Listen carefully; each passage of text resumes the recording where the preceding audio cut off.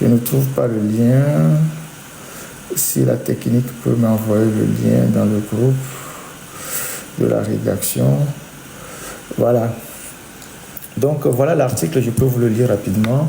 Togo USA, voici le pourcentage de Togolais et les types de visas avec lesquels ils vivent sur le territoire américain. Donc c'est un article que nous avons publié hier sur la base des données mises en ligne par la Maison Blanche elle-même. C'est suite à l'intervention de Donald Trump que ces données ont été rendues publiques. Et je vais continuer la lecture de l'article si la technique peut défiler les captures d'écran sur l'article.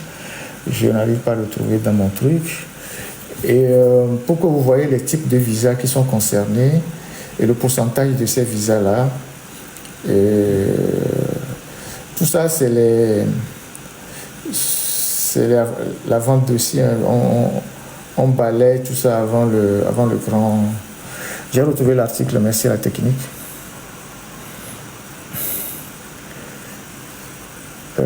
Merci. Voilà, voici le pourcentage de Togolais et les types de visas avec lesquels ils vivent sur le territoire américain. Washington a déclaré le Togo comme un État préoccupant, aux côtés d'autres pays comme le Turkménistan, le Venezuela,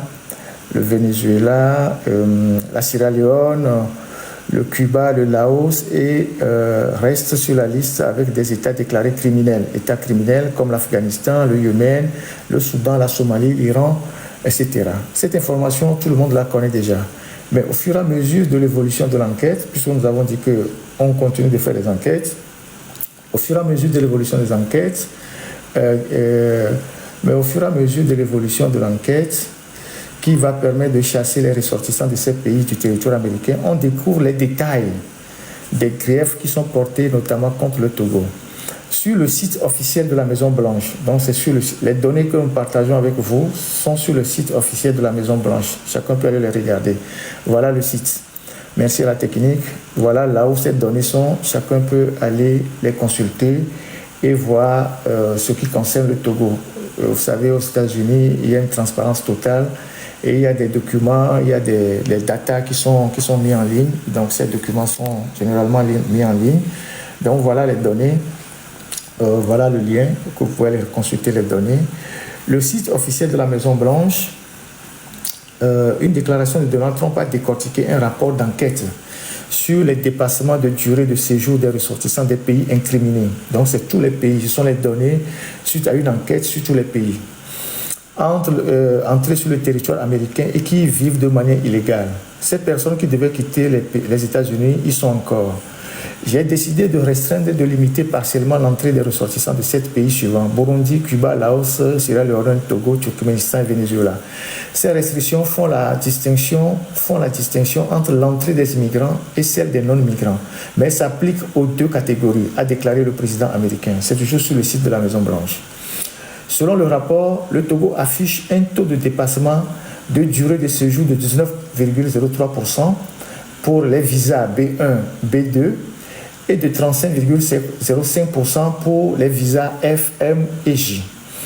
Les visas B1 et B2 des États-Unis sont des visas de visiteurs non immigrants combinant affaires, donc B1, et tourisme et loisirs B2 pour des séjours temporaires permettant d'assister à des conférences, rencontrer des partenaires ou pour des vacances, des visites familiales, des traitements médicaux. C'est dire que des Togolais qui ont pris ce type de visa prétendant un séjour temporaire, notamment suivre une conférence, faire des affaires, passer des vacances, mais aussi dans le pays sont devenus des immigrants. Les visas F, M et J sont des visas d'étudiants et d'échanges non immigrants pour voyager aux États-Unis. Le visa F1 est délivré à ceux qui veulent aller faire des études académiques, université, lycée, langue.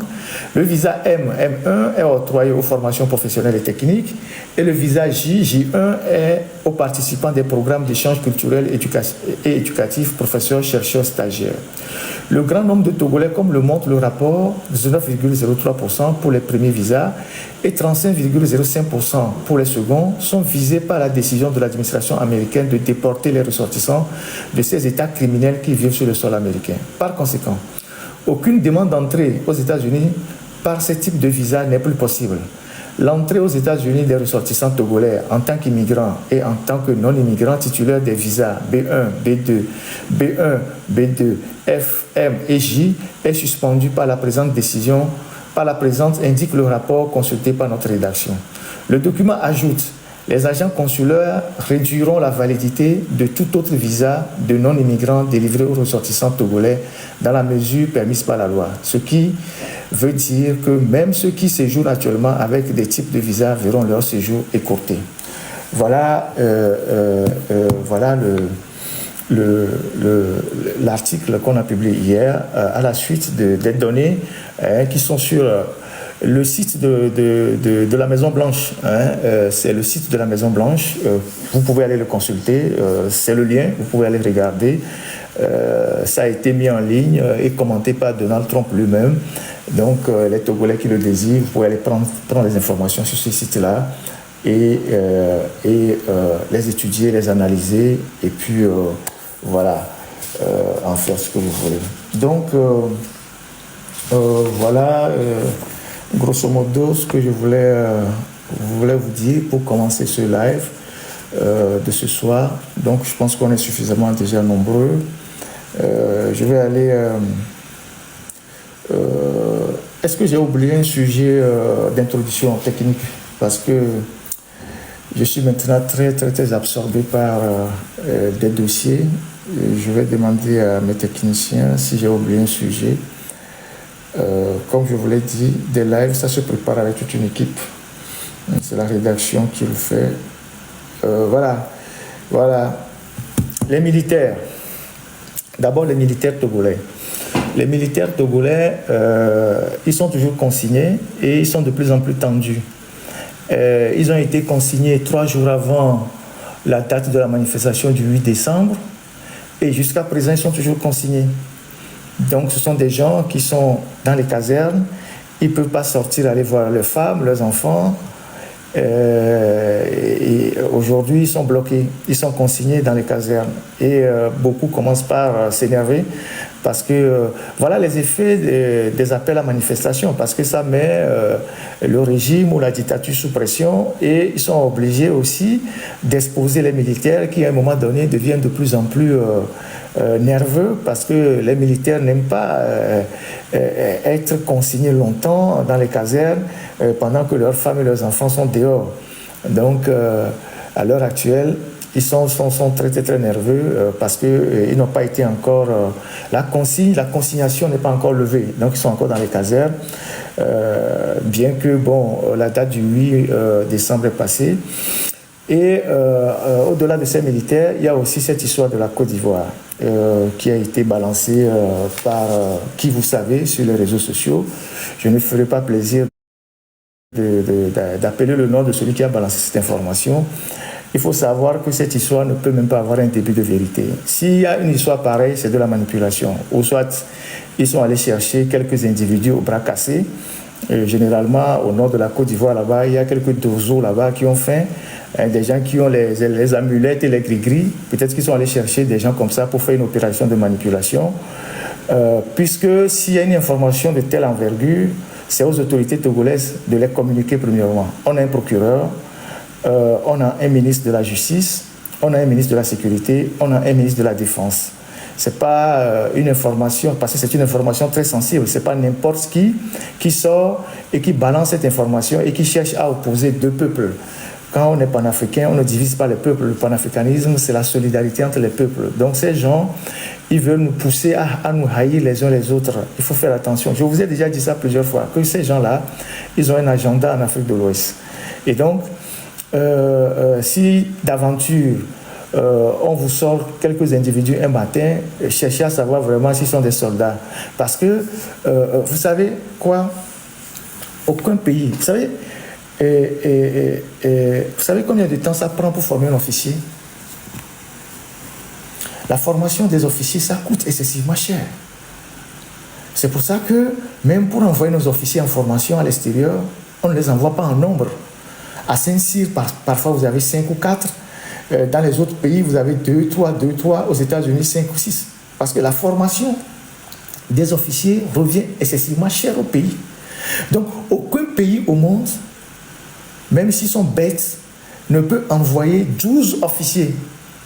Celui qui a donné l'information n'a pas dit un officier à la tête d'un commando. Il a dit 12 officiers. 12 officiers encore des forces spéciales. Les forces spéciales, comme on les entend, c'est des forces particulières. C'est des gens qui sont exclusivement formés pour des missions spéciales. Et dont leur formation aussi revient excessivement chère. Donc, aucun pays sérieux ne peut envoyer 12 officiers dans une activité de subversion où ils vont trouver la mort, alors que le pays lui-même a déjà des problèmes de sécurité. Ne serait-ce que à partir du nombre d'officiers qui a été donné, l'information ne peut pas être vraie. Si on nous avait dit un officier avec quelques bangbana, on va dire oui, d'accord. 12 officiers. Vous savez, 12 officiers. Quand on prend 12 officiers des forces spéciales ivoiriennes, il y en a encore combien dans le pays? Il restera combien? Donc, ne vous laissez pas tomber dans ces genres de manipulations dont l'objectif, comme je vous l'ai dit la dernière fois, est d'allumer des pare-feux pour noyer une affaire dans une autre affaire. C'est ça la réalité. Donc, s'il y a quelque chose comme ça, que les autorités togolaises se prononcent. C'est pas, il ne revient pas à un individu de venir nous servir ça. Donc, voilà ce que j'ai voulu vous dire. Dans cette histoire, je n'y crois pas trop. J'ai même sondé mes sources un peu partout, à Lomé, y compris même dans les casernes. Il n'y a rien appris de ce genre. Peut-être que on veut présenter quelques petits zozos. Donc, vous savez, comme je le dis, au nord de la Côte d'Ivoire, là-bas, il y a des dozos qui sont là-bas, des gens qui portent les amulettes là. Peut-être qu'ils sont allés chercher quelques individus comme ça. Ils leur ont fourni peut-être des faux treillis avec des amulettes et demain on va les présenter, on va dire ah oui c'est des officiers ivoiriens. Il n'en est pour absolument rien. Donc voilà, les Ivoiriens, on est ensemble. Donc le Togo et la Côte d'Ivoire sont le même pays. Personne ne viendra semer la zizanie entre nous par des histoires sans tête ni queue. Voilà. Voilà, je pense que pour les sujets d'introduction, j'ai carrément fini. Maintenant, on va parler du port autonome de Lomé. C'est l'objet même de ce live. Parce que ce live, c'est pour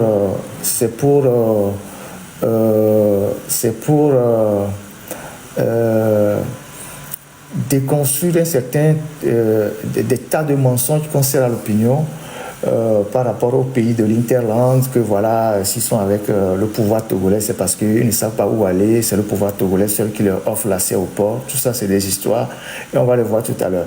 Mais avant de voir ça tout à l'heure, on va faire l'historique du port de Lomé. Alors, le port de Lomé, dont la première pierre a été posée dans les années 62, a été une pomme de discorde entre Sylvanus Olympio, de regrettée mémoire, et la métropole française. Vous savez que lorsque nous accédions à l'indépendance, il y avait un certain nombre de sujets qui étaient conflictuels entre le président Sylvanus Olympio et la France, notamment la question de la monnaie, la question d'une armée, de la construction d'une armée, et puis la question de la construction d'un certain nombre d'infrastructures, notamment le port autonome de Lomé. Sylvanus Olympio, qui est un économiste rompu à la tâche, qui a travaillé dans des grands groupes, il a observé aussi que dans les pays voisins, comme le Bénin, les Français avaient construit un wharf qui ne tenait pas, qui n'était pas solide. Donc, la France ne voulait pas lui donner les moyens de construire le port de Lomé. La France voulait que le Togo dépende de Dahomey pour ses marchandises. Alors qu'avec les Allemands, le Togo avait déjà deux wharfs. Donc, ils ne comprenaient pas pourquoi la France voulait que le Togo reçoive ses marchandises à partir de Cotonou. Donc, comme les Français ne voulaient pas l'accompagner, il a dit bon,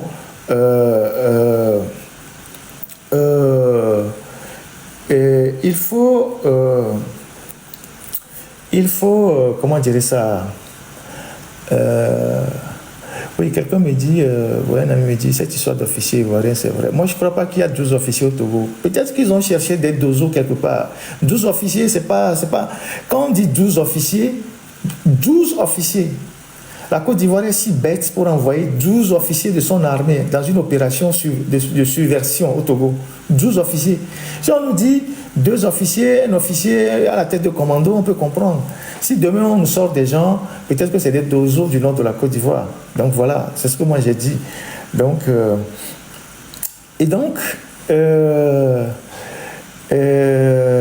comment on appelle-t-on Où est-ce que j'en étais? Et donc, Sylvanus décide d'aller voir les Allemands pour solliciter les Allemands pour la construction du port autonome de Lomé. Et c'est comme ça que les Allemands ont accepté d'accompagner le Togo pour la construction de ce port-là. Je le dis pour commencer ce live parce que nous allons décortiquer pourquoi le port de Lomé aujourd'hui est au centre d'un certain nombre d'enjeux et que cela ne profite pas à notre pays. Et rappeler que des gens comme Sylvanus Olympio, ils ont payé de leur vie pour nous laisser ces infrastructures. Mais ces infrastructures aujourd'hui sont bradées par les Nyasingbe à des prédateurs internationaux. C'est là où je vais amener le débat. Donc je fais l'historique de la création du port. Et donc Sylvanus va voir les Allemands et les Allemands acceptent de l'accompagner pour la construction de ce port-là. Les études ont été faites et une fois que les études ont été faites, on est passé à la phase de la matérialisation. Et donc, en 1962, la technique, les images, Sylvanus plus les Allemands posent la première pierre de la construction du port autonome de Lomé. Donc vous voyez les images, c'était le 23 novembre 1962, pose de la première pierre du port de Lomé par le président Sylvanus Olympio et avec les autorités allemandes et ceux qui se sont rendus à l'époque au Togo pour la mise en place, la construction de cette infrastructure stratégique. Parce que ce sont les Allemands, en faisant les études, qui ont pointé cet endroit exact que là-bas, la mer est en eau profonde. Donc, il faut faire le port là-bas. Donc, et donc, ces images-là que vous voyez, ces images d'archives, c'est la pose de la première pierre pour la construction du port de Lomé. Donc, vous voyez Sylvanus Olympio. Vous voyez le ministre, je ne sais pas comment il s'appelle déjà, j'ai oublié son nom. Vous voyez l'officiel allemand qui est à sa droite. Et donc, qui ont posé, comment appelle-t-on, la pose de la première pierre. Malheureusement, comme vous savez, Sylvanus n'a pas vu la fin des travaux de ce port-là. Donc, il a été assassiné un an plus tard. Mais à la base, l'espace qui était réservé au port autonome de Lomé prenait en compte tous les quartiers que vous voyez aujourd'hui, comme les Adakpam et tout ça, Kanyikope, toute cette zone-là, Kagome et tout ça. Tous ces quartiers étaient incorporés dans l'espace portuaire. Et selon un aîné que j'avais vu à Lomé, dont un de ses parents avait travaillé sur ce chantier, il me disait que il avait même été prévu de faire un canal entre la mer et la lagune, notamment dans la zone de TP3 là-bas, comme ça a été fait le canal de Vridi, pour que les bateaux, une fois arrivés, s'enfoncent dans le territoire pour décharger les marchandises. Et donc, voilà, il était avec le ministre K. von Hazel, voilà, le représentant de la République fédérale d'Allemagne. Donc, le 23 novembre 1962, pose de la première pierre du port autonome du port de Lomé par le président Sylvanus Olympio et K. von Hazel, représentant de la République fédérale d'Allemagne. Donc, vous voyez à l'époque à quoi ressemblait la zone. Ça, c'est la zone qui abrite aujourd'hui le port. Vous voyez les cocotiers, toute cette zone-là. Et donc, après, Sylvanus a perdu la vie, quelques mois après, et il nous a légué ce joyau-là. Et ce joyau qui est aujourd'hui au centre de toutes les convoitises. Et donc, quand Sylvanus est assassiné, on construit le port a été inauguré, et puis les Allemands sont restés dans la gestion du port pendant longtemps. Et à partir des années 2000, quand les Allemands sont partis après la rupture de la coopération, les Français sont rentrés en jeu.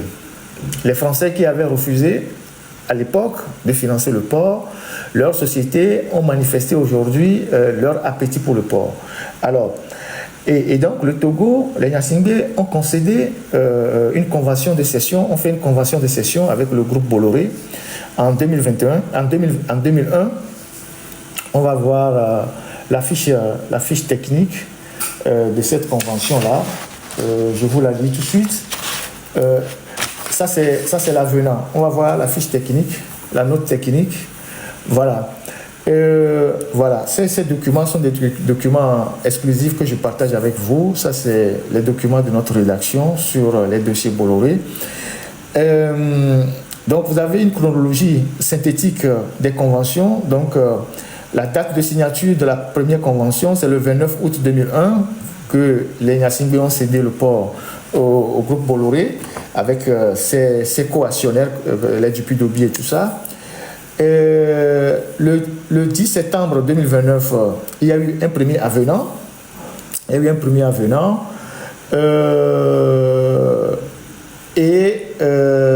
Le 24 mai 2010, il y a eu un second avenant qui prolonge le bail, qui prolonge la cession de 35 ans.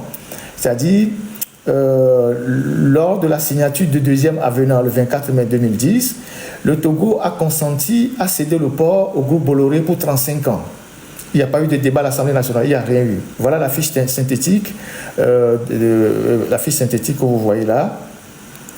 Et les travaux datent d'entrée en vigueur, donc à la date de la signature de l'avenant, 24 mai 2010. Et les travaux du concessionnaire, le projet se déroule en 2 phases. Donc voilà, je ne vais pas rentrer dans les détails. Et donc, il y a eu le premier contrat, donc en 29 août 2001. Après, il y a eu brouille entre Bolloré et son associé Dupuis-D'Auby. Vous avez, pour ceux qui ne le savent pas, nous, en tant que journalistes, on a connu cette brouille-là. Après, il y a eu un premier avenant 10 septembre 2009. Et le 24 mai 2010, il y a eu un deuxième avenant. C'est d'ailleurs cet avenant du 24 mai 2010 qui est aujourd'hui au centre des poursuites contre Bolloré en France pour corruption, comme en Guinée. Alors, voilà le deuxième avenant. Voilà le deuxième avenant. Vous voyez le deuxième avenant. Tout ça, je vais vous amener à un débat que vous allez voir tout à l'heure. Le deuxième avenant qui a été signé. Voilà, construction du troisième quai, extension et modernisation du terminal à conteneurs au port autonome de Lomé. Deuxième avenant. Donc, cet avenant est du 24 mai 2010. Et on va le défiler, vous allez voir ceux qui ont signé. Et je vais vous lire quelques termes de cet avenant-là. C'est du 24 mai 2010. La technique peut faire ça et zoomer un peu pour que les gens voient. Cet avenant. Voilà.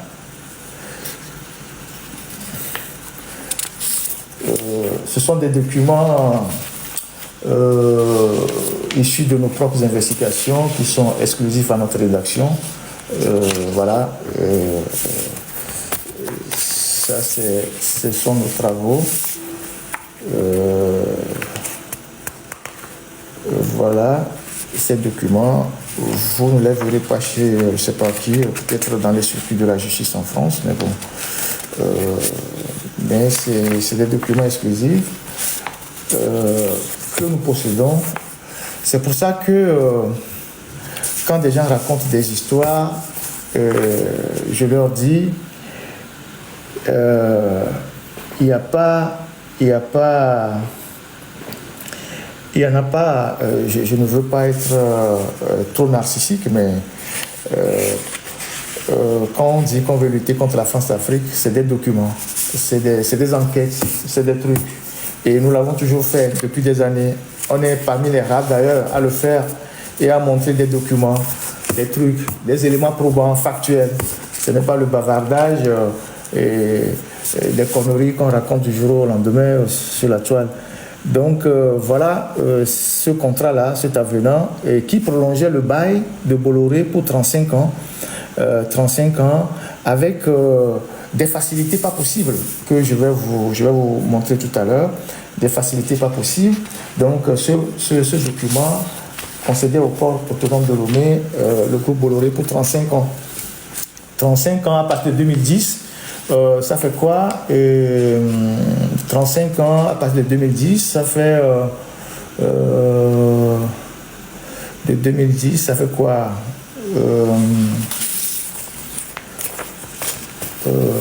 2045, voilà, merci, 2045. Donc, Faure Gnassingbé, en 2010, a prolongé le bail de Bolloré à partir d'un deuxième avenant jusqu'en 2045 pour la construction du troisième quai. Vous allez voir ceux qui ont signé le document, si la technique peut permettre de voir ceux qui ont signé le document. Ce sont des gens qui sont très liés à Faure et ce sont les filous de la République.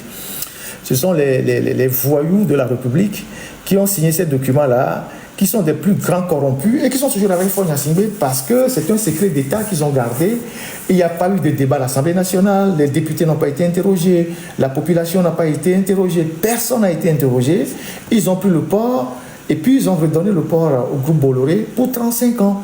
Vous imaginez 35 ans, je ne sais pas combien de temps ça fait dans la vie de quelqu'un. Donc, et si la technique peut montrer la page où les signatures ont été apposées, vous allez voir ceux qui ont signé le document. Alors là, il faut bien zoomer. Vous voyez ceux qui ont signé le document. Vous avez le ministre de l'économie et des finances de l'époque, Adi Otet Ayassor. Vous avez le directeur général de SEE2M Togo, M. Pascal Kouti.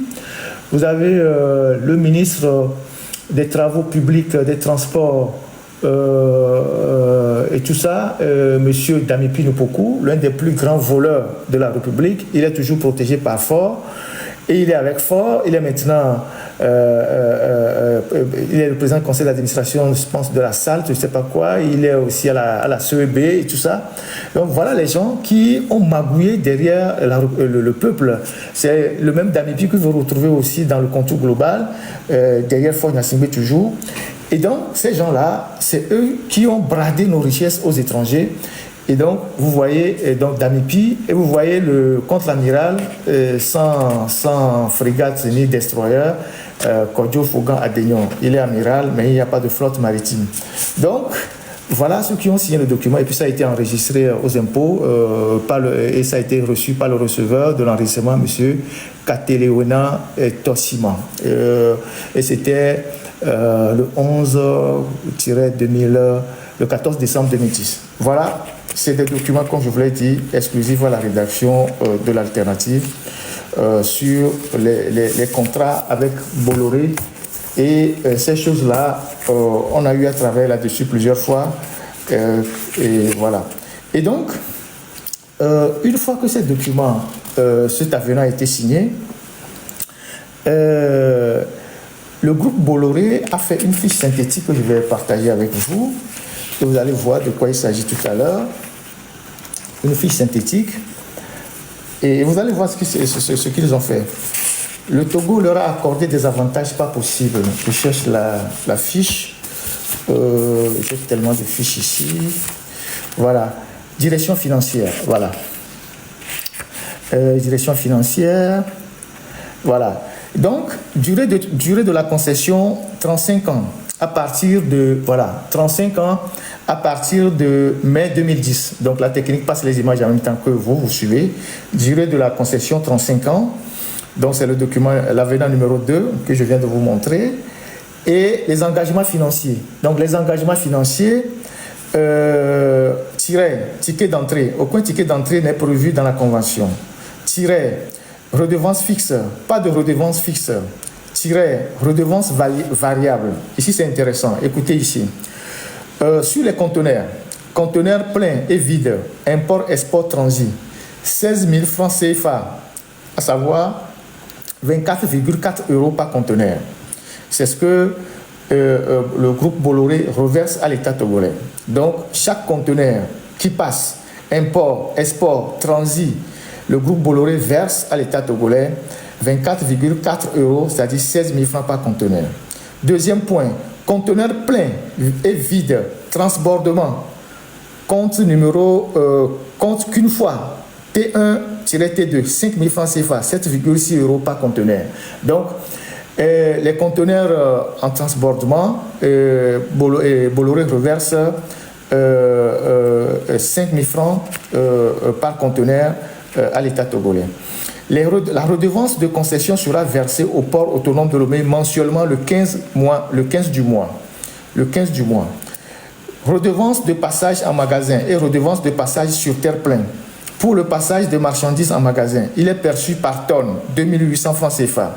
Pour le passage des marchandises sur les terres pleines, il est perçu par tonne 1400 francs. NB, redevance minimale à percevoir par rubrique 1000 francs CFA. Bon, il y a tout un tas de choses ici que je ne vais pas lire aujourd'hui pour vous embrouiller, mais voilà un certain nombre de dispositions. Il y a des facilités qui ont été accordées au groupe Bolloré pendant les 35 ans, des facilités qui frisent, qui sont choquants dans ce contrat-là. Garantie bancaire, voilà. Le concessionnaire fournira au concédant, donc le groupe Bolloré fournira au gouvernement togolais, dans les 30 jours suivant la signature de l'avenant numéro 2, une garantie bancaire de 500 millions de francs CFA afin de couvrir tout manquement de sa part à ses obligations contractuelles. La garantie devra être émise au Togo par une banque reconnue de premier rang par la Banque centrale des États de l'Afrique de l'Ouest. La garantie aura une durée de validité d'une année civile et devra être renouvelée pour l'année civile suivant au moins 30 jours avant la date d'expiration de la précédente. Autre chose, convertibilité et transfert de devises. Il faut bien écouter ici. Le concessionnaire sera en droit pendant toute la durée de la convention de concession, donc les 35 ans, et à n'importe quel moment, d'emprunter des fonds en dehors du territoire du concédant, donc du Togo, de la libre et immédiate convertibilité du franc CFA en euros ou en devises étrangères, conformément aux procédures de la Banque centrale des États de l'Afrique de l'Ouest, de transférer, écoutez très bien, de transférer hors du territoire du concédant, donc du Togo, au titre des contrats de construction, d'assistance technique, de contrats passés avec des sous-traitants, des sommes dues aux prêteurs et investisseurs, des sommes versées à ses actionnaires sous forme de dividendes, de commissions de gestion et de remboursement de créances. C'est ici qu'on organise l'évasion fiscale. Je vous relis cette disposition. C'est par là qu'on organise les flux financiers plutôt. Le concessionnaire a le droit de transférer de l'argent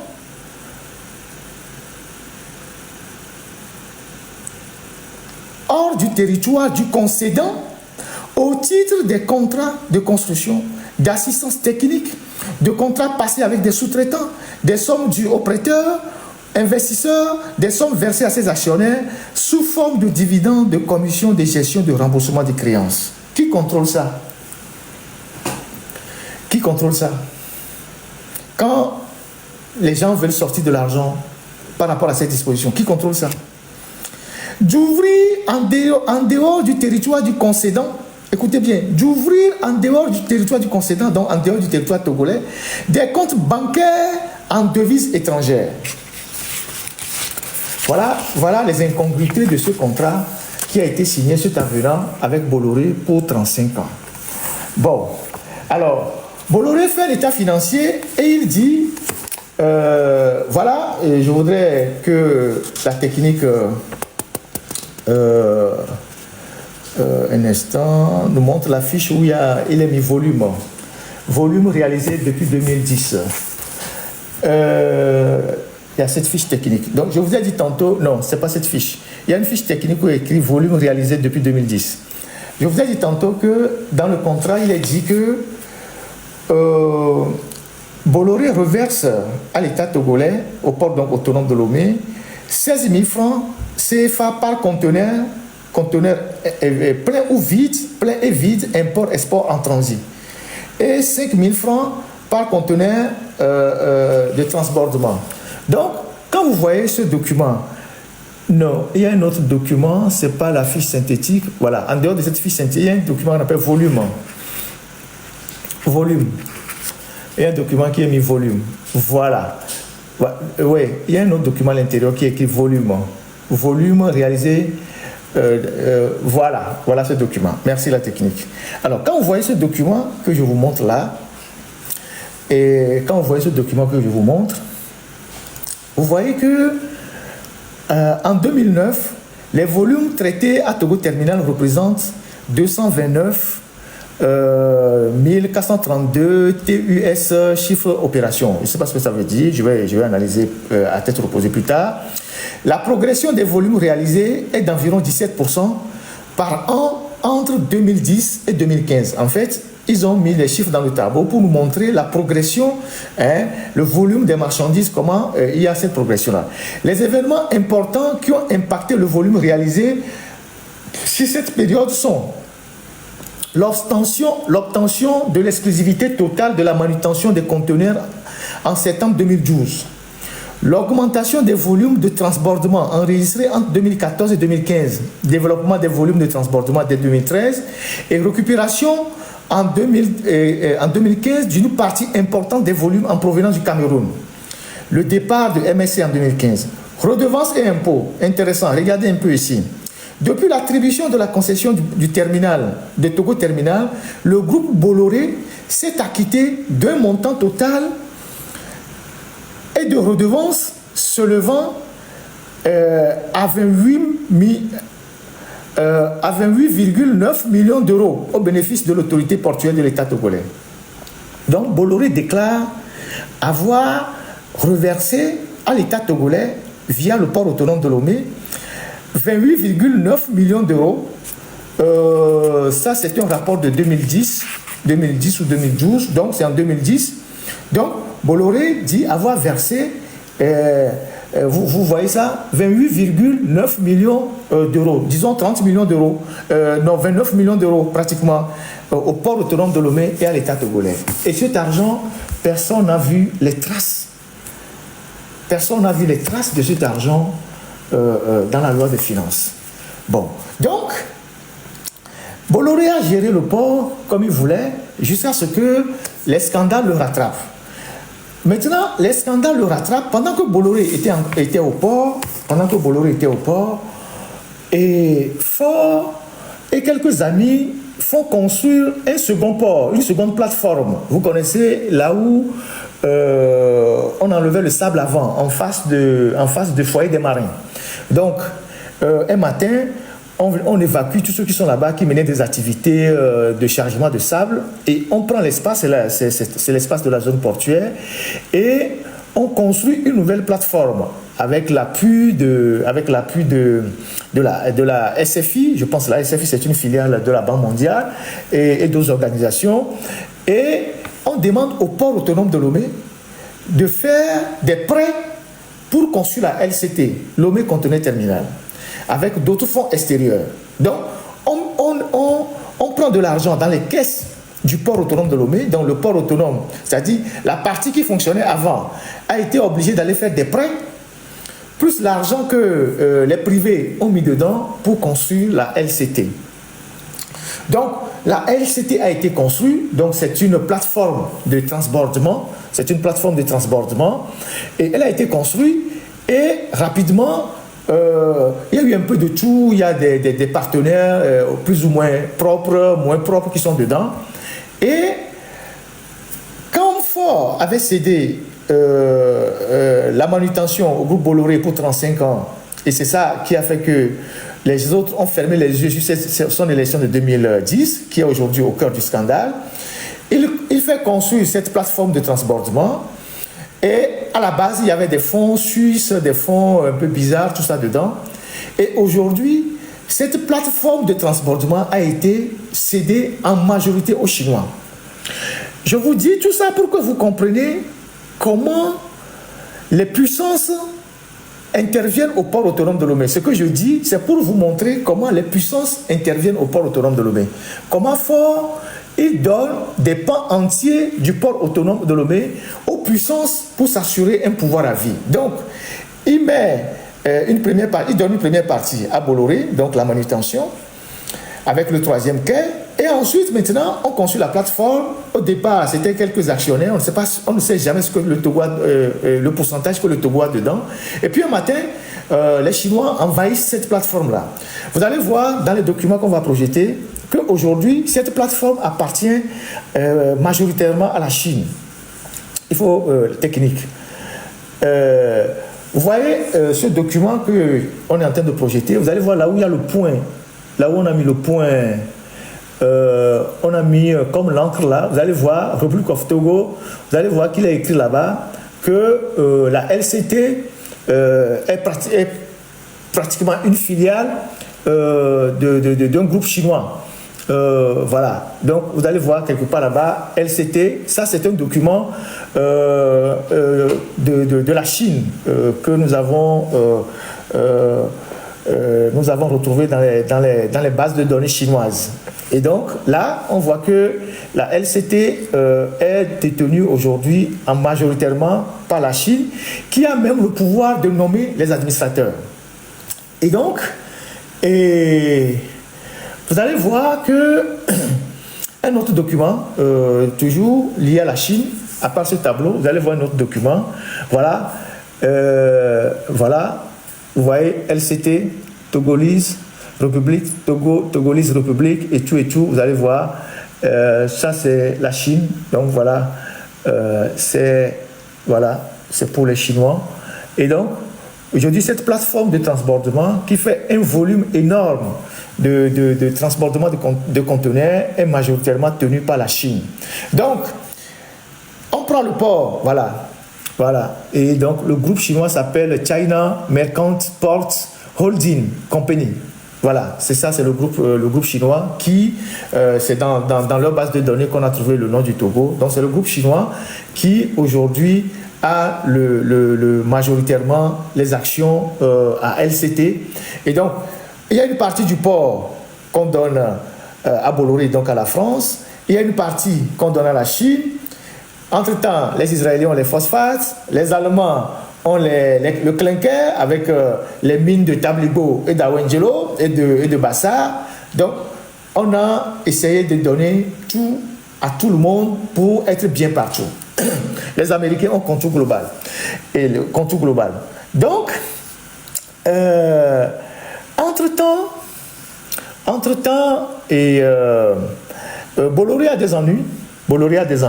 Et l'État français fait pression sur Bolloré, voilà, qu'il faut que Bolloré cède ses actifs et tout ça. Et MSC qui avait déjà quitté le Togo en 2015, puisqu'ils l'ont dit dans leur rapport ici, donc le départ de MSC, donc en 2015, donc MSC qui s'était retranché en 2015, mais qui avait quelques actions à LCT, mais elle n'était pas majoritaire.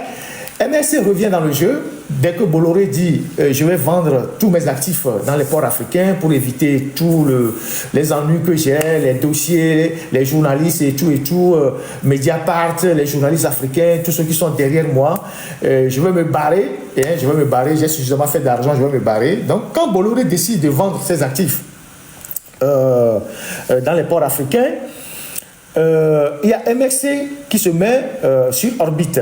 MSC, c'est un groupe italien avec des ramifications en France. Donc, les discussions ont eu lieu et jusqu'à ce jour, Faure Gnassingbé n'a jamais rendu compte à l'Assemblée nationale ni aux Togolais comment est-ce que les discussions se sont déroulées pour que Bolloré cède ses actifs et que ce soit MSC qui les acquiert. Méditerranéenne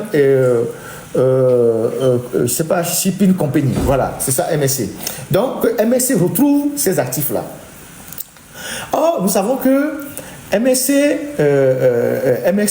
a des ramifications jusqu'à l'Élysée. Il y a des gens à l'Élysée dont les proches parents sont dans MSC. Ça, c'est un dossier sur lequel on reviendra plus tard. Donc, MSC, ce groupe italien avec des ramifications en France, met la main sur les actifs de Bolloré. C'est une session qui a été faite. Et donc aujourd'hui, MSC a récupéré une grande partie des actions de Bolloré. Même Bolloré est toujours là. Mais quand vous voyez comment ils ont monté le dossier, c'est encore un fourre-tout où il y a encore des intérêts cachés des uns des autres dans cette histoire de MSC. Mais on reviendra là-dessus. Donc, c'est italo-suisse, le groupe MSC, avec des ramifications en France, je tiens à le dire, avec des ramifications en France. C'est un groupe italo-suisse, mais avec des ramifications en France. Et donc, voilà. Et donc, on a fait un semblant de jeu, et puis on a recédé le port, et tout porte à croire que MSC est là, mais il y a d'autres personnes derrière et qui sont cachées et ils font leur business. Il semble que l'État togolais, dans cette transaction, a porté son pourcentage à 30%. On ne sait pas si c'est vrai ou c'est faux, puisque aucune communication n'a jamais été faite. Et donc, malgré ce développement exponentiel du port autonome de Lomé, malgré tous ces actifs-là, la plateforme de transbordement, le port autonome de Lomé n'a jamais versé de dividendes substantiels au Trésor. Et dans un rapport de la CNUSED est une organisation des Nations Unies que nous avons eu à commenter dans certains de nos lives avec Mila Editri. En 2014, la CNUSED rapporte dans son étude que le port autonome de Lomé réalise 350 milliards de revenus directs et indirects par an pour un trafic de 8 millions de tonnes de marchandises. Je répète. En 2014, la CNUSED rapporte dans son étude que le port autonome de Lomé réalise 350 milliards de revenus directs et indirects par an pour un trafic de 8 millions de tonnes. Il s'agit donc de 350 milliards, je parle de milliards, dont l'État togolais n'a rien touché en 2008-2009, ni en 2010. Selon le rapport de la Cour des comptes en 2015, tout à l'heure je vous ai dit que Bolloré a dit entre 2014 et 2015, je pense bien, ils ont versé, je pense, presque 29 millions d'euros au titre de bénéfice à l'autorité portuaire et à l'État togolais. Mais la Cour des comptes dit que en 2015, en termes de dividendes, le Togo devait toucher 1,1 milliard de francs CFA cumulés sur 3 ans. Mais le Togo n'a rien touché. Donc l'argent a disparu. En 2024, la même CNUSED nous révèle que le port autonome de Lomé a augmenté le volume de ces marchandises, passant de 8 millions de tonnes à 30 millions de tonnes en 2023. Soit une augmentation de plus de 235% entre 2014 et 2023. On en déduit donc par simple règle de 3 que le revenu du port en 2023 est de 1000,315 milliards de francs CFA. 1000,315 milliards de francs CFA. La Cour des comptes nous apprend dans son rapport de septembre 2024 que l'État togolais n'a touché qu'une dividende de 1 milliard sur les revenus du port. Un seul milliard. Alors, je vous passe tous ces éléments pour vous expliquer comment est-ce que le régime togolais, Faure Gnassingbé, il brade le port autonome de Lomé à des groupes et le Togo ne tire aucun bénéfice, rien de ce bradage-là. Alors, quand on écoute ce monsieur, si la technique peut passer le monsieur dont je veux parler, si on écoute ce monsieur, après tout le développement que j'ai eu à faire, un instant la technique, après tout le développement que j'ai eu à faire, pause la technique, pause, technique, pause. 300 bateaux. Pause technique. Si après tout le développement que j'ai eu à faire, depuis l'historique du port, le bradage des actifs du port, ceux qui tirent profit de la privatisation du port, puisque après cette privatisation de tous les secteurs vitaux, le régime a continué par privatiser d'autres aspects du port. Même la capitainerie a été privatisée. Même la capitainerie du port a été privatisée. Les gens que vous voyez qui sont à la plage là, à côté de Sarakawa, les groupes Boluda, qui sont soit espagnols ou c'est pas italiens, je pense qu'ils sont espagnols. C'est des gens qui sont arrivés, on ne sait pas qui ils sont, mais ils ont pris l'argent du port. Le port a acheté des remorqueurs. On a pris l'argent du port autonome de Lomé pour acheter des remorqueurs et on a donné ces remorqueurs aux étrangers de gérer et de prendre de l'argent au détriment du port. La capitainerie a été même privatisée. Donc, ils ont saucissonné tous les secteurs vitaux du port qu'ils ont cédés à des prédateurs étrangers. Donc, quand ce monsieur, il vient chez nous après tout ce qu'il est venu faire, il déclare ceci. Je vais lui répondre. Écoutez ce qu'il dit. Je reviens de Lomé. Quand vous vous mettez dans un immeuble à Lomé, vous regardez l'océan Atlantique, il y a au moins 300 bateaux. 300 bateaux à Lomé qui mouillent dans le port de Lomé. C'est formidable, c'est fantastique. Le hub aéroportuaire de Lomé. Pause. C'est bon. On va décortiquer petit à petit. Alors, il nous dit, comme il était logé au 2 février, donc du 2 février, il regardait la plage. Donc, il nous dit, je ne sais pas s'il était logé au 2 février ou bien il était là-bas, mais il était tout de même au 2 février. Donc, il dit, en étant dans un immeuble à côté de la plage, on voit 300 bateaux. 300 bateaux. 300 bateaux. Il dit, waouh, 300 bateaux. C'est vrai que quand tu es à la plage, tu regardes les bateaux, les navires qui sont en mer, en haute mer. Alors, ce que je voulais répondre à ce monsieur, c'est que même si les activités au port autonome de Lomé ont augmenté en volume, tous ces bateaux qu'il a vus, et ils ne sont pas 300 bateaux, je vais lui donner la preuve tout à l'heure que ce n'était pas 300 bateaux, il ne faut pas exagérer dans les chiffres parce que quand on est intellectuel, il faut être cohérent, il faut être rigoureux, il faut être vraiment, il faut être rigoureux. Et donc, les bateaux qu'il a vus là, il y a certains qui sont juste de passage pour décharger rapidement, aller décharger au Bénin, au Nigeria. Il y a ceux qui attendent pour aller déverser au Nigeria. Il y a ceux qui sont en transbordement. Donc le transbordement, c'est un grand navire qui arrive, on prend les conteneurs, on les met sur d'autres petits bateaux qui repartent dans d'autres petits pays. Et donc, ce n'est pas forcément les activités liées au Sahel qui entraînent ça.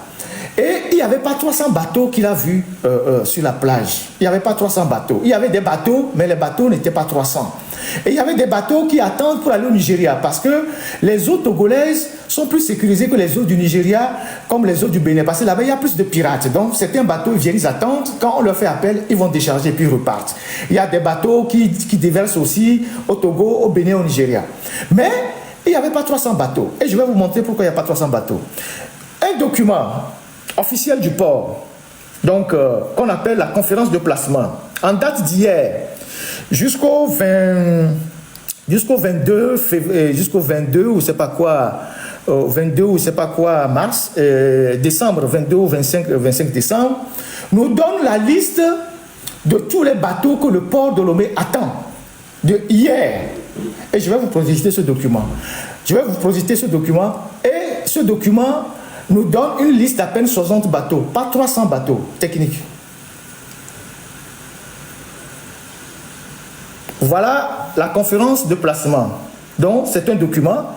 Ça fait 1, 2, 3, 4, 5, 6, 7, 8, 9, 10, 11, 12, 13. Donc, il y a actuellement, depuis hier, 13 bateaux qui sont à quai.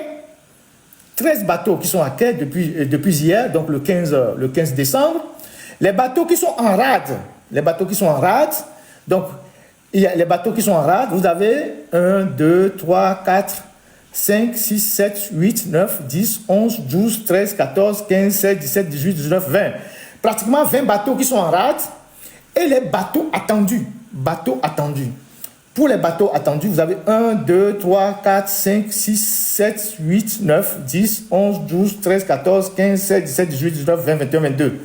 Donc, quand vous faites la somme, on est à peu près à 60 navires qui sont à quai, en rade et en attente au port autonome de Lomé du 15, donc de hier, jusqu'à vers le 25 ou le 27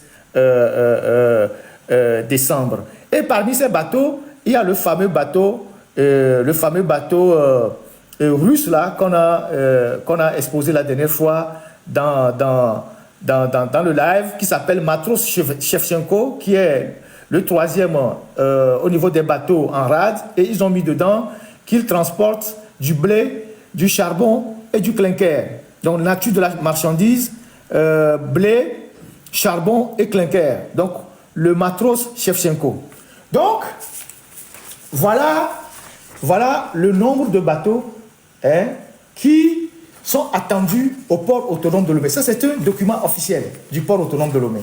Et donc, il n'y a pas 300 bateaux qui vont... Et il n'y a pas 300 bateaux qui mouillent le port de Lomé. Il y a peut-être une centaine de bateaux, mais tous ne sont pas destinés au port autonome de Lomé. Il y a ceux qui vont au Nigeria, qui sont en attente, ceux qui vont peut-être au Bénin, qui sont en attente. Donc, voilà ce que j'ai à dire d'abord sur le nombre des bateaux avec des documents officiels. Vous voyez, avec un document officiel. Ça, c'est un. Maintenant, il continue, technique, la suite de ce qu'il dit. Je reviens de Lomé. Astaghfirullah. Quand vous vous mettez dans un immeuble à Lomé, vous regardez l'océan Atlantique, il y a au moins 300 bateaux. 300 bateaux à Lomé qui mouillent dans le port de Lomé. C'est formidable, c'est fantastique. Le hub aéroportuaire de Lomé, ça, c'est pas possible.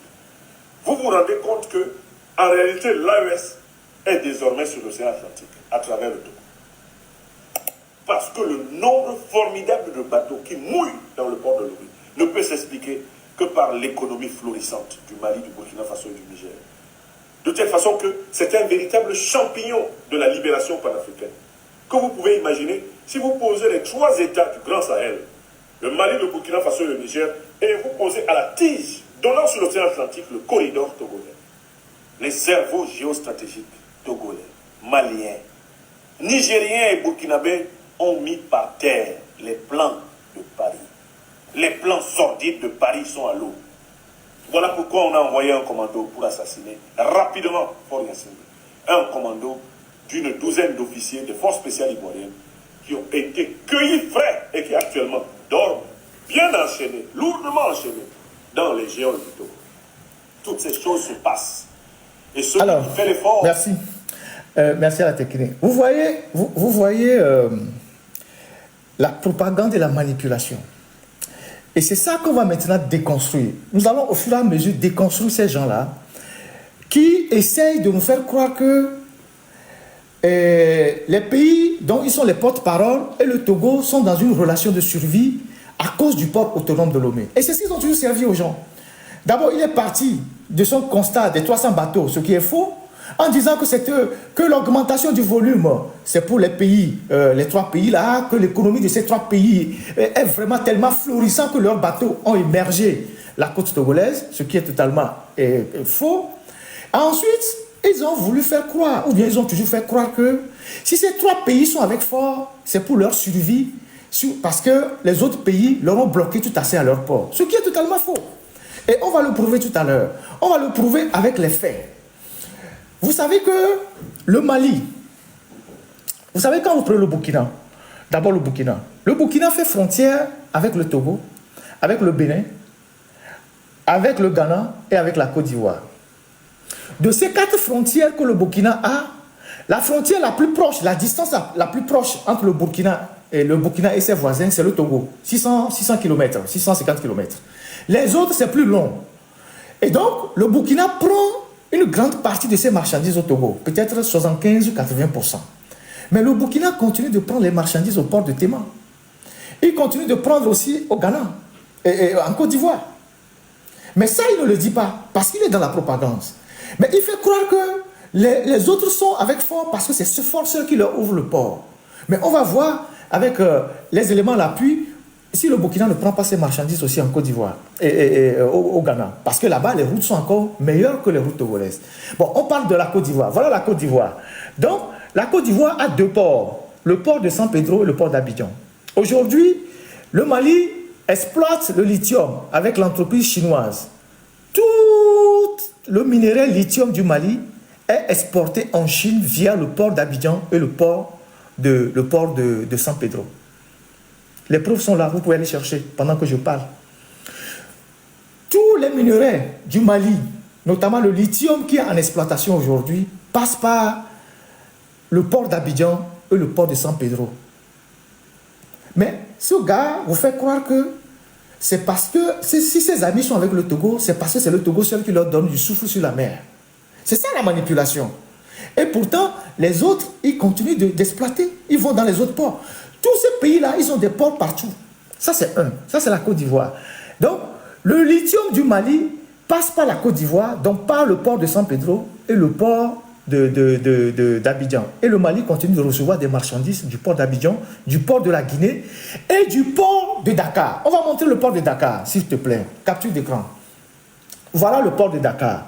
Une grande partie des marchandises du Mali passe par le port de Dakar. Et il n'y a pas très longtemps, il y a eu des problèmes de sécurité sur la voie qui dessert le Sénégal et le Mali. Et les conteneurs ont été bloqués au port de Dakar. 2400 conteneurs étaient bloqués au port de Dakar.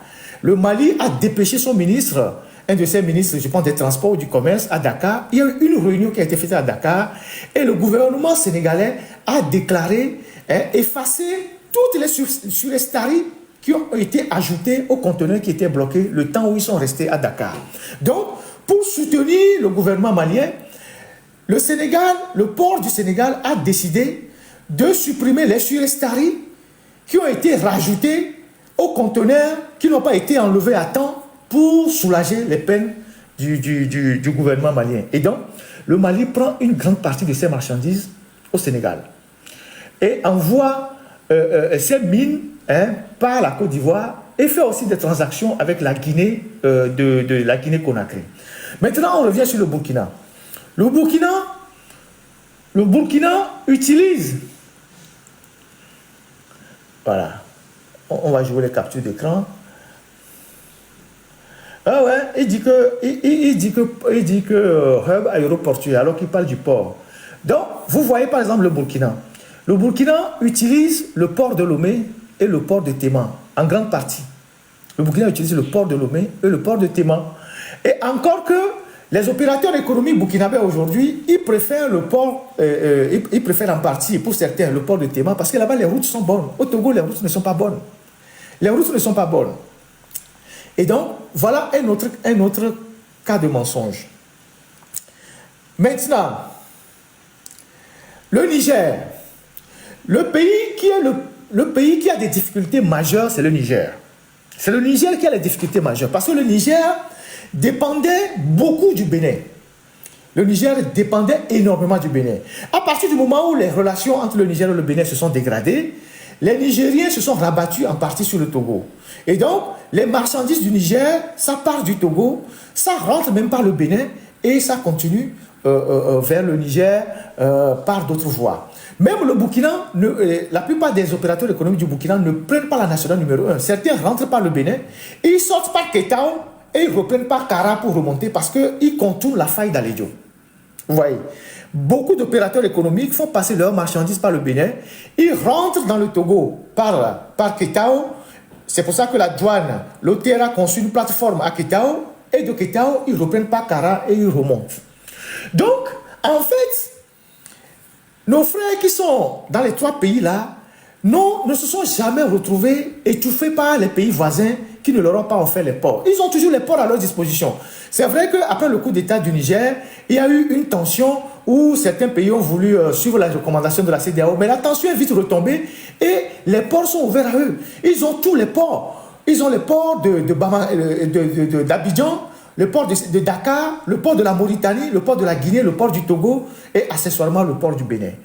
Mais ce que ces gens-là oublient de dire par rapport à leurs amis des trois pays, ils sont avec Fort parce que c'est Fort qui couvre leur contrebande. C'est ça la réalité. La contrebande de l'or, la contrebande comme celui de l'uranium qui doit passer par Lomé, parce que le Togo est un État voyou. C'est le Togo qui couvre, les activités mafieuses de ces pays-là et tire aussi ses bénéfices dedans. On a fait un grand dossier ici, vous avez vu l'or qui passe par le Togo pour aller à Dubaï. Ça passe par le Togo, c'est l'or du Burkina, c'est l'or du Mali. Je vous ai dit que de l'aéroport de Lomé part beaucoup d'argent vers les pays du Sahel. Et je vous ai dit, je dois donner même des preuves ici, qu'il y a beaucoup d'argent en liquide qui quitte l'aéroport de Lomé pour aller dans les pays du Sahel. Et il y a des avions, des petits avions qui quittent tout le temps Agadez, dans la zone, je ne sais pas quoi, pour venir atterrir à Lomé. Donc en réalité, ils sont avec Fort, non pas seulement pour une question de port et de leur survie, puisque c'est ça la propagande, pour dire oui, ils ont été bloqués de partout, s'ils sont avec Fort, c'est parce que c'est le Togo seul qui leur donne le port autonome de Lomé, alors qu'ils sont dans tous les ports de la région. Et selon la distance, le quota de marchandises en dépend. Parce que le Burkina est plus proche du Togo, le Burkina prend plus au Togo qu'au Ghana. C'est une question de distance. Le Mali prend plus au Sénégal qu'au Togo. Le Niger, c'est le seul qui a des problèmes. Parce que lui, il est encastré. C'est le seul qui a des problèmes. Quand le Bénin a fermé, c'est difficile. Parce que Lomé est loin par rapport au Niger. Si tu veux quitter les Nigériens veulent prendre les choses au Togo pour aller au Niger, c'est long pour eux. Donc, c'est ça la réalité. Le port d'Abidjan leur est ouvert. Le port de Téma leur est ouvert. Le port de la Guinée-Conakry leur est ouvert. Donc, aucun port ne leur a jamais été fermé dans la région. Donc, ceux qui relaient même ces arguments de propagande, arrêtez de relayer ces arguments de propagande. En fait, ces gens utilisent ces arguments pour justifier l'alliance incestueuse entre Faure et les trois pays. En réalité, ce que Faure et les trois pays font, c'est la contrebande. Et le Togo est le seul couloir de contrebande pour ces trois pays-là. Parce que c'est un pays où il n'y a pas de transparence, il n'y a pas de liberté. Personne ne demande rien à Faure. Si ça passe par le Ghana, les Ghanéens, le Parlement ghanéen va demander des comptes. Au Bénin, peut-être un peu.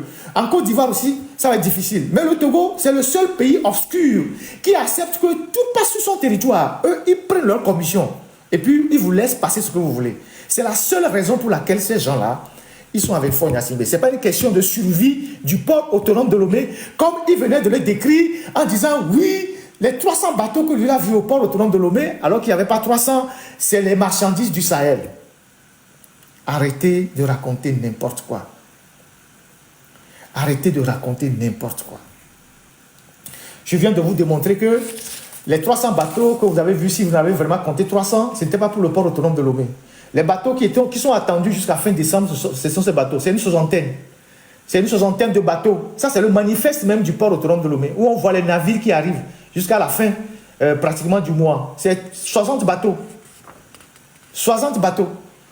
Nous, on est des journalistes et on parle avec des éléments factuels. On ne fait pas du bavardage. Quand on vient démonter un argument, on montre les éléments factuels. C'est ça. Donc, il faut qu'on sorte de tout ça pour revenir sur terre. Donc, c'est ce que j'ai voulu vous montrer aujourd'hui. Et la question que je voulais poser à ce monsieur est de savoir...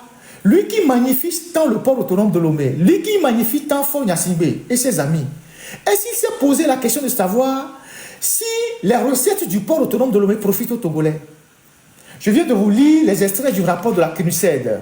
En 2023, le Togo, selon l'expertise de la CNUSED, a fait un volume de 30 millions de tonnes, l'équivalent de 1312 milliards de francs CFA. 1312 ou bien 1315 milliards de francs CFA. De francs CFA. Comment 1315 milliards de francs CFA. On n'a pas vu un seul milliard dans les caisses de l'État. Il n'y a pas dans la loi de finances un seul milliard que le port ait reversé. En 2023, selon les rapports de la CNUSED, presque 1315 milliards que le port a généré. Et donc, ce port, si vous êtes des panafricains, le port autonome de Lomé qui est dans la main des étrangers, vous ne pouvez pas venir féliciter Faure Gnassingbé d'avoir remis le port autonome de Lomé dans les mains des étrangers et que ce port ne profite pas aux Togolais. Si vous êtes vraiment panafricain, vous ne pouvez pas, parce que le port est dans les mains des étrangers, les prédateurs étrangers, ceux-là même que vous combattez, ceux que vous appelez les impérialistes, ceux que vous appelez les prédateurs, ceux qui pillent l'Afrique, c'est à eux que faudra céder le port autonome de Lomé. Donc, vous avez les Chinois, vous avez les Italo-Suisses, vous avez les Espagnols, vous avez les Français, vous avez je ne sais qui encore. Ce sont tous ces gens-là qui tirent le plus grand bénéfice du port autonome de Lomé. Les Togolais sont condamnés à faire des travaux forcés au port autonome de Lomé.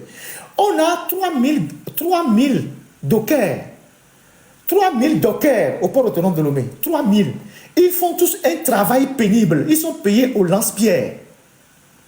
Nous avons 3000 dockers au port autonome de Lomé. 3000, hein, je vous dis 3000 dockers. C'est toute une ville. Ils sont payés au lance-pierre. Ils n'ont pas de sécurité sociale. Ils ne sont pas déclarés à la caisse. Ils n'ont pas d'assurance. Ils n'ont pas de salaire. Ils sont payés au lance-pierre. C'est-à-dire, ils viennent décharger toute la nuit. Le lendemain, ils ont 4000 francs. 4000 francs. Ils n'ont même pas d'accompagnement quand ils sont écrasés par les conteneurs. Et donc, si vous étiez un bon panafricaniste, vous auriez cherché d'abord à comprendre à qui profitent les bénéfices du port autonome de Lomé avant de magnifier Faure Gnassingbé. Tous les bénéfices du port port autonome de Lomé ne profite pas aux Togolais. Et aujourd'hui, quand vous allez dans la zone portuaire au Togo, c'est une zone portuaire délabrée. Les rues ne sont pas goudronnées. Tout est sale. Tous les immeubles sont sales. Partout, c'est les saletés. Vous allez au port autonome de Lomé, c'est le quartier le plus sale du Togo, de Lomé. Le port autonome de Lomé aujourd'hui, c'est le quartier le plus sale de Lomé. Vous arrivez dans la zone portuaire, vous croisez les bras, vous dites, mais c'est ici qu'on prend les milliards. Il n'y a pas de rue pavée, rue goudronnée, il n'y a rien du tout. Il n'y a pas d'immeuble flamboyant, il n'y a pratiquement rien. Donc, ce qui devait vous préoccuper, ce n'est pas le nombre de 300 bateaux que vous avez vus sur la mer, mais est-ce que les activités portuaires que vous-même vous qualifiez de hub aéroportuaire, est-ce que ça profite au Togo, aux Togolais? Est-ce que ce sont les cadres Togolais qui travaillent? Est-ce que ce sont les diplômés Togolais qui y travaillent? Est-ce que ce sont les jeunes Togolais qui ont de l'emploi? Est-ce que le port autonome de Lomé a déjà fait d'un Togolais un milliardaire? Vous qui m'écoutez sur TikTok et sur les autres médias, est-ce que vous trouvez normal que nous ayons le plus grand port autonome de la sous-région, le port en eau profonde, et qu'il n'y a pas un seul Togolais, citoyen Togolais qui soit milliardaire de par ses activités au port? Est-ce que vous connaissez un Togolais qui est milliardaire de par ses activités au port autonome de Lomé? Normalement, vu le statut stratégique du port autonome de Lomé, y compris le nombre de volumes de marchandises que le port autonome de Lomé traite, c'est des Togolais qui devaient être les milliardaires. Les Togolais de toutes les catégories, de Dapaon jusqu'à Lomé, c'est eux qui doivent être milliardaires. Qui est dans le transit, qui est dans la consignation, qui est dans ceci, qui est dans ceci, qui est dans la manutention. Ce sont ces Togolais qui devaient être même milliardaires. Mais il n'y a pas un seul Togolais, à part les voleurs de la République. Il n'y a pas un seul opérateur économique togolais qui soit millionnaire de par ses activités au port autonome de Lomé. Vous trouvez que c'est normal? Donc, vous ne venez pas au Togo féliciter Fonia Singbe. D'abord, pour le port que Sylvanus Olympio a construit, c'est ça le paradoxe idéologique. C'est Sylvanus Olympio qui s'est battu pour construire ce port-là. Ils l'ont assassiné. Après, ils ont remis ce port aux prédateurs. Les gens qui ne voulaient même pas que Sylvanus prenne de l'argent pour construire le port. Et aujourd'hui, le port est dans les mains des prédateurs. Et vous venez au Togo, vous faites l'éloge de Fonia Singbe, vous parlez de panafricanisme, vous ne citez même pas Sylvanus Olympio, qui a dit non au CFA, qui est le premier à créer une monnaie, a dit non à la Banque de France. Vous ne saluez même pas la mémoire de Sylvanus Olympio, qui a construit un port qui sert aujourd'hui de soulagement aux pays qui sont le pays de vos amis. Être intellectuel, c'est aussi être honnête. Être intellectuel, c'est être honnête. L'intellectuel, c'est la rigueur du raisonnement, c'est la clarté du raisonnement, c'est la démarche assez rigoureuse de l'intellectuel. Il peut se tromper, il peut faire peut-être des erreurs, mais l'intellectuel, ce n'est pas quelqu'un qui dit une chose et son contraire demain. C'est le politicien qui peut dire une chose et son contraire, parce que le politicien, c'est un opportuniste. L'intellectuel, non. Donc, à travers le live de ce soir, je tiens à décortiquer tous les mensonges que vous alignez sur le Togo, sur le port autonome de Lomé. Tout l'argent du port, c'est Fonia Singbe et ses amis qui se le partagent. Les ouvriers togolais qui sont là-bas sont des bagnards. C'est des gens qui sont exploités comme les ouvriers du XVIIe siècle. Comme les ouvriers que Germinal a décrit dans son livre. C'est des gens qui travaillent comme si on était encore au XVIe, XVIIe siècle. C'est des ouvriers qui sont à la merci de leur patron, qui les exploitent comme ils veulent. Les gens meurent au port autonome là-bas. On ne donne même pas l'argent pour les enterrer. Ils n'ont pas de sécurité sociale. Ils n'ont rien. C'est des forçats. Voilà l'expression. Les gens qui travaillent au port autonome de Lomé, au Togo aujourd'hui, c'est des forçats. Et c'est des gens qui sont de toutes les ethnies togolaises. Vous voyez, il y a plein de jeunes qui sont au nord du Togo. Dapaon, Kara, tout ça, où il n'y a pas d'activité, il n'y a pas d'industrie. Quand ils ont un peu de diplôme, ils descendent à Lomé. Quand ils arrivent à Lomé, au lieu que leur grand frère leur trouve de bon boulot, on dit, ah, va au port. Et ils deviennent dockers au port. Et c'est des forçats. C'est des forçats. Donc, voilà ce qui arrive dans notre pays. Donc, ne venez pas nous raconter des histoires. Mais dans les autres pays, les gens sont en train de moderniser leur port. Je ne veux pas citer des pays aujourd'hui pour qu'on dise que je fais toujours de la comparaison. Vous allez au port de Téman, c'est tous les jours en modernisation. Vous allez au port de Cotonou, pareil. Tous les endroits, tous les zones sont en train d'être goudronnés, modernisés, des bâtiments poussent partout. On améliore les conditions des travailleurs, les dockers, tous ces gens-là, on améliore leurs conditions. On construit des cantines, des dispensaires, des hôpitaux pour que les gens se soignent. La zone portuaire, c'est une ville entière dans les autres pays. Au Togo, c'est une poubelle à ciel ouvert. Dans les mains des étrangers, de toutes catégories, pas seulement des Européens, mais des Asiatiques, tout le monde. Donc, vous qui êtes panafricain, la première chose que vous devez dire à Faure Gnassingbé, c'est de nationaliser le port. Vous êtes arrivé au Togo, vous avez vu tous ces bateaux-là, vous étiez content. La première question que vous devez vous poser, est-ce que tout ça c'est pour le Togo? Est-ce que ça rentre dans les poches des Togolais? Sinon, vous allez dire à Faure Gnassingbé, Monsieur le Président, moi je suis un nationaliste, je suis un panafricain, il faut nationaliser le port. Il faut récupérer toutes les actions du port qui appartiennent aux étrangers et les donner aux Togolais. C'est ce que vous devez dire. Donc, voilà ce que moi j'ai voulu... non, vous savez, le débat intellectuel, ce n'est pas les injures. Nous devons faire un débat et respecter les protagonistes, ce n'est pas les injures. Quand vous versez dans les injures, c'est que vous n'avez pas d'argument. À partir du moment où vous ne développez pas votre argument, vous ne commencez pas à insulter les gens, c'est que vous n'avez pas d'argument. Celui qui insulte, c'est celui qui n'a pas d'argument. Et donc, le débat, c'est d'apporter les preuves pour dire à l'autre que ce que vous avez dit ici n'est pas exact. Je n'ai pas besoin d'être ordurier, d'être discourtois.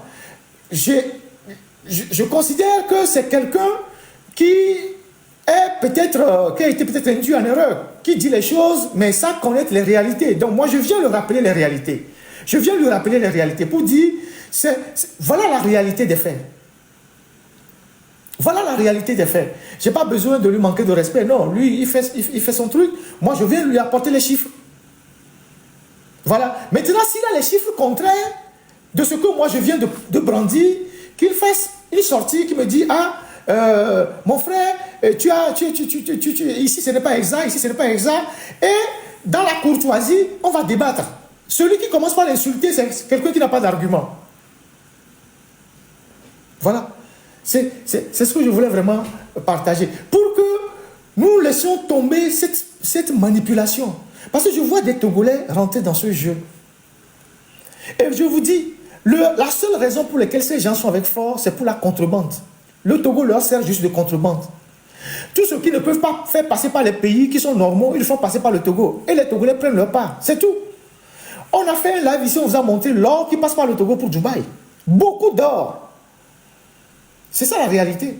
Et le Togo, de par son histoire, de par ce régime, a été toujours comme ça. Que ce soit en Sierra Leone, au Libéria, je sais pas, en Angola, le Togo a été toujours mêlé à des affaires de ce genre, mafieuses, où la famille Gnassingbé tire son bénéfice et dans son territoire pour faire des affaires pas propres. Et le PTA, la drogue, tout ça, c'est le Togo. Les bateaux fantômes, bateaux poubelles battant pavillon togolais dans le monde entier, qui transportent la drogue, les migrants, les armes, c'est le Togo qui leur fournit ça. Parfois, ils vendent même un pavillon à $1 million. Ils vendent un seul pavillon à $1 million. Ils se partagent l'argent. Le pétrole de contrebande qui va dans les autres pays, ce n'est pas le Togo. C'est le Togo. Ce n'est pas le Togo que le pétrole de contrebande va dans les autres pays. Parce que, officiellement, le Togo n'est pas connu comme un pays qui produit du pétrole, mais le Togo vend du pétrole aux autres pays. C'est le pétrole de contrebande. Il y a un hub en haute mer là-bas, une zone qui a été aménagée où les grands tankers viennent et ils revêtent du pétrole dans les petits navires qui vont les dispatcher dans les autres pays. Il y a aussi du pétrole de contrebande qui quitte le Nigeria, qui vient là-bas. Ils font la transaction. À partir du moment où ce pétrole quitte les eaux territoriales togolais, on dit que c'est le pétrole togolais parce que c'est comme ça que ça se passe dans les conventions. Et c'est le Togo qui donne son couloir à tout ça. Vous comprenez pourquoi les Gnassingbé ont tellement d'argent de ne pas finir pour acheter les gens. Pour acheter les gens partout. Parce qu'une dictature a toujours besoin d'argent pour acheter les gens. Donc, ils mènent des activités illicites. Donc, voilà ce que moi j'ai voulu partager en toute sincérité dans ce live-là avec vous. Et donc, on est parti de l'histoire de Sylvanus Olympio qui s'est sacrifié pour ce port autonome de Lomé, qui est devenu aujourd'hui un joyau, au cœur de la convoitise entre puissances, Ensuite, les Gnassingbé l'ont bradé aux Français pour les élections présidentielles, une fois, deux fois, trois fois. Après, ils l'ont donné à MSC. Ils ont construit une partie de la plateforme pour donner aux Chinois, qui sont aujourd'hui majoritaires dans l'actionnariat. Et donc, c'est comme ça qu'ils sont en train de vendre les bijoux de famille aux prédateurs pour garder le pouvoir. Ces gens-là, vous ne pouvez pas les appeler des panafricanistes.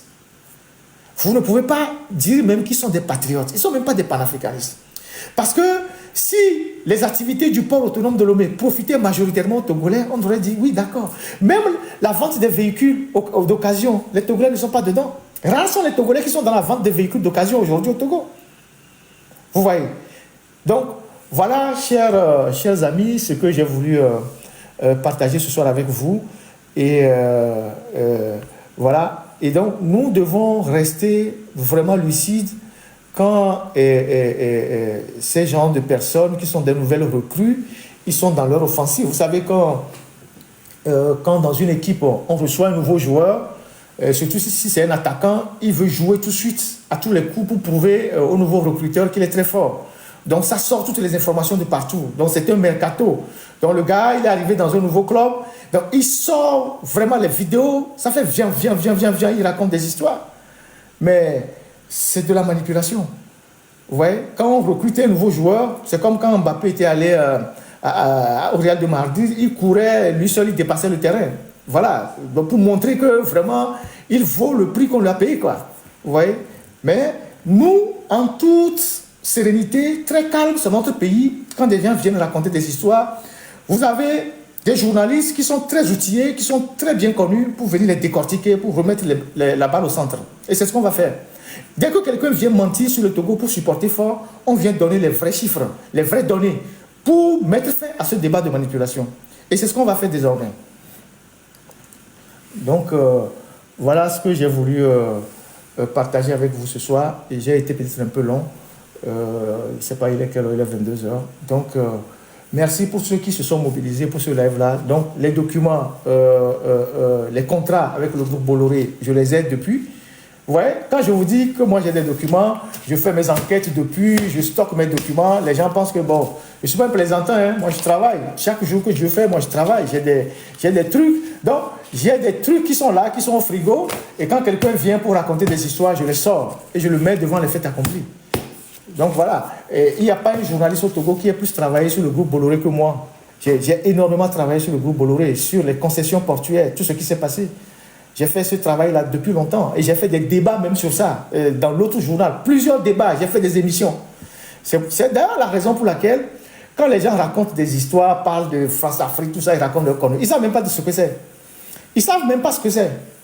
Celui qui a théorisé la France-Afrique, c'est François-Xavier Verschaff, qui est un économiste français, ancien président de Survie. Et son livre est là. Aujourd'hui, ce qu'on appelle la France-Afrique, beaucoup d'argent au Vatican. Et ils ont beaucoup d'argent à Singapour. Maintenant, c'est Dubaï. Tout ça, c'est un système de prédation des richesses en Afrique. Donc, quand on est ignorant, on ne s'invite pas dans un débat que tu ne connais pas. Donc, voilà ce que moi j'ai voulu partager avec vous. Donc, il y a très longtemps que nous sommes dans la bataille. Et avec des données, des chiffres. Et comme on le dit souvent, Gbagbo, l'homme, quand il marche, il laisse des traces. Nous ne sommes pas dans le bavardage. On est dans la dénonciation. Un journaliste, c'est celui qui fait des dossiers avec des preuves. Il est différent d'un activiste qui bavarde, qui raconte tout et n'importe quoi. Voilà. Donc, merci à tous. Donc, à ce compatriote qui vit en Suisse, je lui ai dit, le jour où je te verrai avec une pancarte devant une banque suisse. J'ai même fait un dossier avec un de mes anciens collaborateurs qui est à l'international aujourd'hui, Maxime, sur Kanekatoua qui a mis l'argent dans une banque suisse. On a fait une enquête comme ça. HSBC, je crois. HSBC. On a fait un grand dossier comme ça, une enquête régionale. Le jour où je te verrai, c'est celui qui est rentré dans mon impasse et qui est de... je te verrai devant une banque suisse avec une pancarte pour demander à la Suisse de reverser l'argent qu'ils pillent en Afrique à travers les dictateurs, je saurais que tu es vraiment engagé. Raconter n'importe quoi. Ils savent qu'ils ne peuvent pas le faire parce que leur pays d'adoption va les mettre dehors. Ils le savent. Ils savent que certains pays ne blaguent pas. Les États-Unis sont les pays qui font le plus du mal dans le monde. Vous connaissez combien d'activistes qui sont aux États-Unis et qui dénoncent les Américains? Ils vont leur retirer la nationalité, ils vont les expulser. C'est pour ça que les États-Unis tuent partout. Mais tous ceux qui braillent là, ils disent rien des États-Unis. Actuellement, les États-Unis sont en train de piller les richesses au Congo démocratique. Combien d'activistes africains qui sont aux États-Unis dénoncent ouvertement les Américains? Ils ne vont pas le faire. Parce que Trump va dire fire et puis c'est fini. C'est ça la réalité. Donc arrêtez vos histoires à 2 balles. Donc voilà ce que j'ai voulu partager avec vous. Moi je parle avec des données, des chiffres. Il y a eu des enquêtes que j'ai faites il y a 10 ans, il y a 15 ans. L'histoire des 3 000 milliards de Yademas, il y a 15 ans j'ai fait cette enquête-là. Il y a 15 ans que j'ai fait cette enquête-là. Je peux retrouver cet article et le partager avec vous. Je ne sais pas si l'argent a été déplacé après. Je sais que l'argent du Vatican a été déplacé. Je ne sais pas comment ça a été fait. L'argent du Vatican a été déplacé. Je pense qu'ils ont trouvé un accord avec la Banque du Vatican. Ils ont déplacé l'argent. Les fonds qui sont en Suisse, pas seulement des gouvernants que vous connaissez, même des directeurs au Togo qui ont créé des comptes en Suisse, pillé de l'argent pour déposer là-bas. La Suisse, c'est le plus grand pays receleur de la fortune volée en Afrique. Voilà la réalité. Et tout le monde le sait, sauf les hypocrites.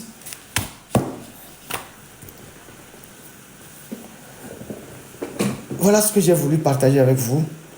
Et merci de vous être mobilisés toute la soirée. Et moi, je dénonce la France tous les jours. Le dossier que je viens de faire tout à l'heure, c'est la France que je dénonce, mon frère. Ce que je viens de faire tout à l'heure là, peut-être que tu as un esprit tordu, c'est la France que je viens de dénoncer ici. Et je le fais avec les documents. Je ne suis pas sur WhatsApp pour faire du papato, non. Je parle avec des données, des chiffres. Voilà. Moi, je suis parmi les rares journalistes togolais, et je vais le dire en terminant l'émission, les rares journalistes togolais, je suis parmi les rares journalistes togolais qui ont déposé plainte contre Bolloré à la Cour de justice de la CEDEAO pour corruption. Est-ce que vous avez ça? Je suis parmi les rares journalistes togolais qui ont accepté de mettre mon nom sur une plainte contre Bolloré à la Cour de justice de la CEDEAO pour corruption au Togo. Vous êtes de quel... on dit chez nous... comment on dit ça? Allez, les gars, merci. Merci infiniment. Et puis, je vous dis merci pour vos soutiens. Aujourd'hui, quelqu'un m'a appelé aujourd'hui. Il dit, écoute Ferdinand, tu veux briser les couples? Je dis, à quoi? Il dit, nos femmes sont devenues tellement ton idole que les dimanches, elles ne veulent même plus s'occuper de nous. Tout le monde est devant les écrans, même les enfants.